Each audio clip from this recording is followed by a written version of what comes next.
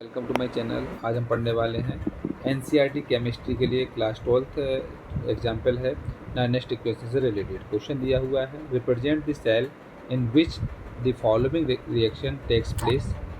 Equation दी है magnesium Mg solid form plus 2Ag plus silver का प्लस आयन दिया हुआ 0.0001 मोल रिएक्शन हो रहा है।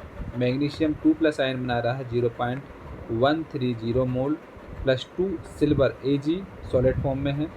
कैलकुलेट ई सेल निकालना है, इलेक्ट्रो केमिकल सेल निकालना है। यदि E cell not cell equal to 3.17 volt दिया हो।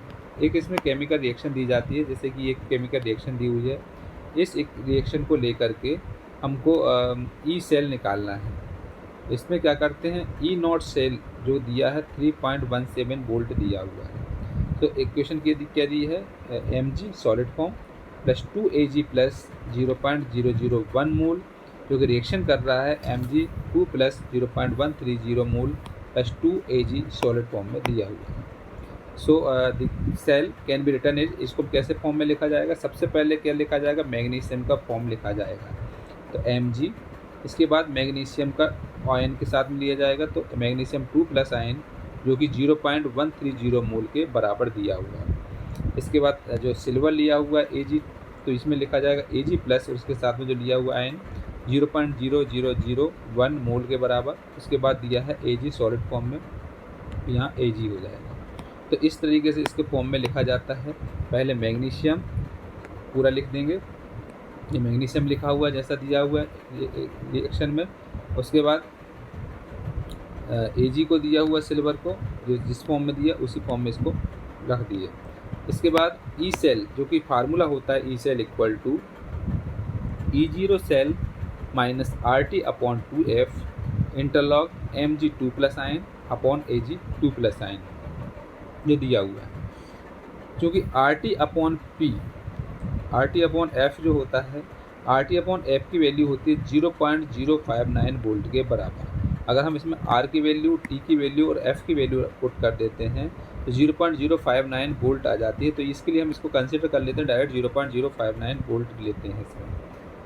तो इसमें ई नॉट सेल जो कि दिया हुआ है, ये इसको हम यहाँ पर पुट कर देंगे। तो ये दिया हुआ है कितना, 3.17 वोल्ट के बराबर, माइनस RT अपॉन F है 0.059 है, यहाँ पर दिया हुआ है।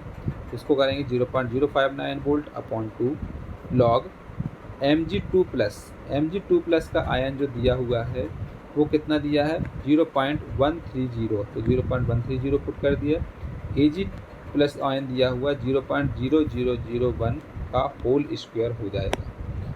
इसको सॉल्व करते हैं, तो अगर इसको ये तो लिखा जाएगा 3.17 वोल्ट, और इसको अगर सॉल्व करते हैं सबको 0.059 वोल्ट अपॉन 2 लॉग, तो यहाँ हो जाता है 0.130 अपॉन 0.0001 का स्क्वायर, जो कि 0.21 वोल्ट के बराबर होता है। अगर इसको दोनों को माइनस करते तो आ जाता है 2.96 वोल्ट।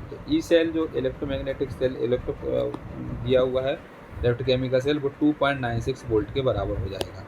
अब चूँकि आपको मालूम है RT अपॉन F जो ये होता है, ये कहाँ से आता है, चूँकि R एक गैस कांस्टेंट है जिसकी वैल्यू होती है 8.314 जूल केल्विन वेस टू -1 मोल वेस टू -1।